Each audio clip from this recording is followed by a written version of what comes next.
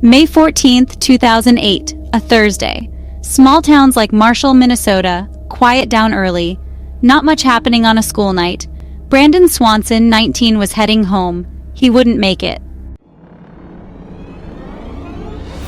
Brandon was a good kid. Small town life, simple dreams. He was studying to be a lineman, excited about the future. That night, he was celebrating the end of the semester with friends. A wrong turn on his way home would change everything. His car, a Chevy Lumina, got stuck in a ditch near Lind, Minnesota. It wasn't that late, just after 9 p.m. He called his parents.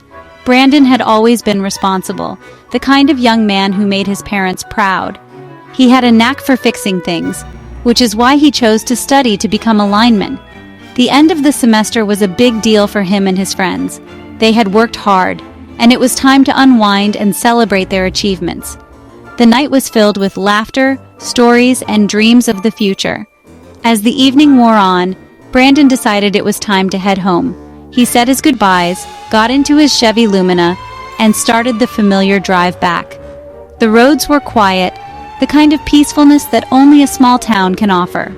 But as fate would have it, a wrong turn led him down an unfamiliar path. The road was dark, and before he knew it, his car was stuck in a ditch. It was just after 9 p.m., not too late, but late enough for the roads to be deserted. Brandon tried to get his car out, but it was no use. He was stuck. He didn't panic, though. Instead, he did what any responsible person would do. He called his parents. They were his first thought, his go-to in times of trouble. He explained his situation, and they assured him they would come to help. His parents, knowing the area well, set out to find him. Brandon stayed on the phone with them, trying to describe his location. He mentioned seeing lights in the distance, possibly from a nearby town. They drove around, searching for any sign of their son. The minutes felt like hours as they navigated the dark, winding roads. Brandon remained calm, his voice steady, guiding them as best as he could. Despite their best efforts, they couldn't find him. The lights he saw were misleading, and the rural landscape made it difficult to pinpoint his exact location. Brandon decided to leave his car and walk towards the lights, hoping to find a recognizable landmark. He kept his parents updated, describing his surroundings as he walked. But as time passed, the connection grew weaker, and eventually the call dropped. His parents were frantic, driving around in circles, calling out his name into the night. They contacted the authorities, and a search was initiated. Volunteers from the community joined in, scouring the area for any trace of Brandon. The small town came together, united in their effort to find one of their own. But as the hours turned into days, hope began to wane. Brandon's disappearance left a void in the hearts of those who knew him. He was more than just a good kid. He was a symbol of hope and promise for the future. The search continued, but the answers remained elusive. The small-town life that once seemed so simple was now overshadowed by uncertainty and heartache. Brandon's story became a reminder of how quickly life can change, and how important it is to cherish every moment. College dreams and country roads, two elements that defined Brandon's life. His journey was one of ambition and simplicity, a blend of hard work and small-town values. As the search for Brandon goes on, his story serves as a poignant reminder of the fragility of life and the enduring strength of community. The roads may be uncertain, but the bonds of family and friendship remain steadfast. In the end, it's the memories we hold onto, the dreams we chase, and the love we share that define us. Brandon's legacy is one of hope, resilience, and the unbreakable spirit of a small-town boy with big dreams. His story continues to inspire, reminding us all to hold our loved ones close and never take a single moment for granted. His dad, Brian, picked up the phone with a sense of urgency. Brandon, his son, sounded frustrated and anxious. He explained that he had hit a dip in the road and now found himself in an unfamiliar place. The darkness of the night made it even harder for him to see any landmarks or signs that could help identify his location. Brian, trying to stay calm, told Brandon to stay put and assured him that he would come to get him. They both knew that time was of the essence. Brian asked Brandon to describe his surroundings in as much detail as possible. Brandon mentioned a few trees and a distant light, but it wasn't much to go on. Brian suggested turning on the car's hazard lights to make it easier for him to spot Brandon from a distance. They continued to talk, trying to piece together any clues that could help pinpoint Brandon's location. The minutes ticked by, and the call stretched on for over 40 minutes. During this time, Brandon's frustration grew. He felt helpless and scared, and his agitation was palpable through the phone. Brian did his best to keep his son calm, reassuring him that he was on his way and that everything would be all right. They discussed possible routes Brandon might have taken and tried to narrow down the search area. Suddenly, Brandon's voice changed. There was a note of panic that hadn't been there before. "Oh shit!" he exclaimed, and then the line went dead. Brian's heart sank. He tried calling back, but there was no answer. The silence on the other end of the line was deafening. Brian's mind raced with possibilities, each one more terrifying than the last. He knew he had to find his son, and fast. Brian grabbed his keys and rushed out the door, his mind focused on one thing: finding Brandon. The drive felt like an eternity, and every second that passed without hearing from his son was torture. He scanned the road, looking for any sign of Brandon's car or the hazard lights they had discussed. The fear of the unknown gnawed at him, but he couldn't afford to let it paralyze him. He had to stay strong for Brandon.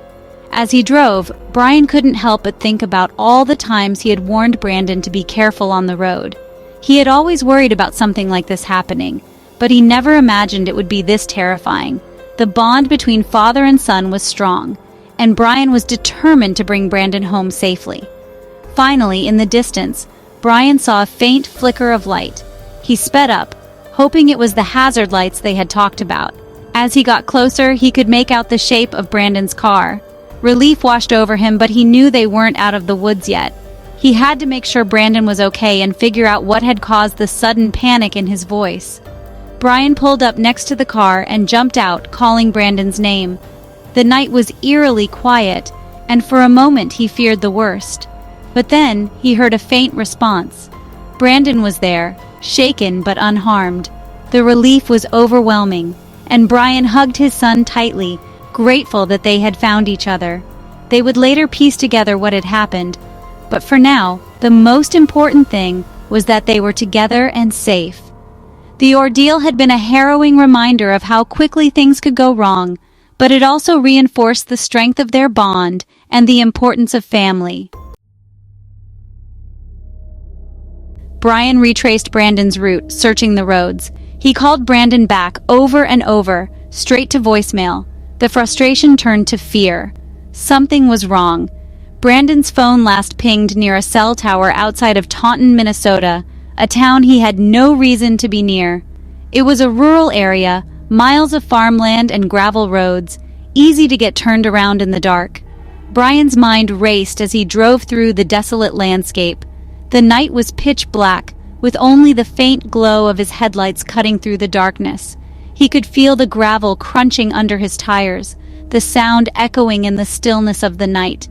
Each missed call added to his growing sense of dread. Why wasn't Brandon answering? What had happened to him? He remembered the last conversation they had. Brandon had sounded fine, maybe a bit tired, but nothing out of the ordinary. Now it felt like a lifetime ago. Brian's thoughts were a whirlwind of possibilities, each more terrifying than the last. Had Brandon's car broken down? Had he gotten lost and wandered off the road? Or was it something worse? The rural road seemed endless, each turn looking the same as the last. Brian's GPS was of little help, the signal weak and unreliable in this remote area. He relied on his memory and the faint hope that he might spot something familiar, something that would lead him to Brandon. The isolation was palpable, the vast fields stretching out into the darkness, offering no clues, no signs of life. As he approached the cell tower where Brandon's phone had last pinged, Brian's heart pounded in his chest.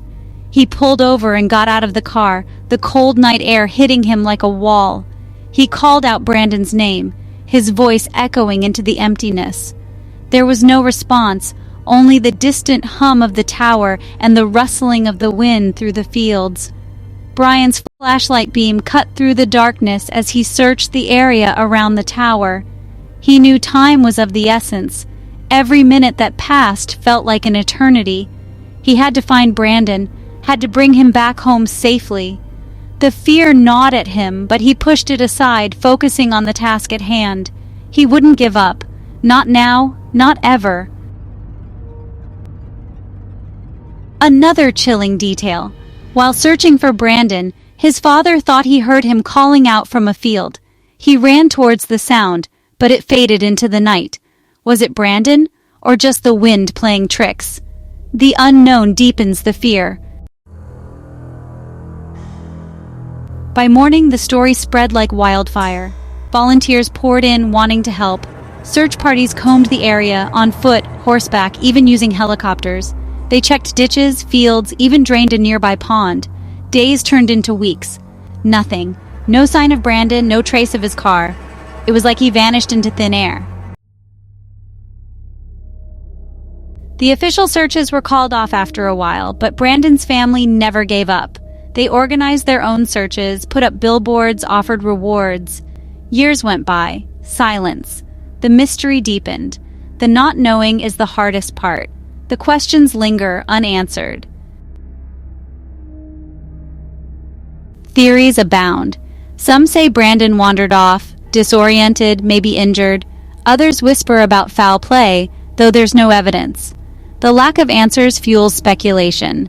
The case has been featured on crime shows, podcasts, even investigated by psychics. Still, no closer to the truth. Imagine the family, the constant ache of not knowing. Did he suffer? Is he out there somewhere, or is he gone? The questions haunt them every single day. Their loss is a heavy weight carried by an entire community. Brandon Swanson's disappearance remains one of the most baffling missing person cases in Minnesota history. No explanation, no closure, just a young man gone, swallowed by the night. His story serves as a chilling reminder of how quickly life can change. One wrong turn, one unanswered question, and then silence.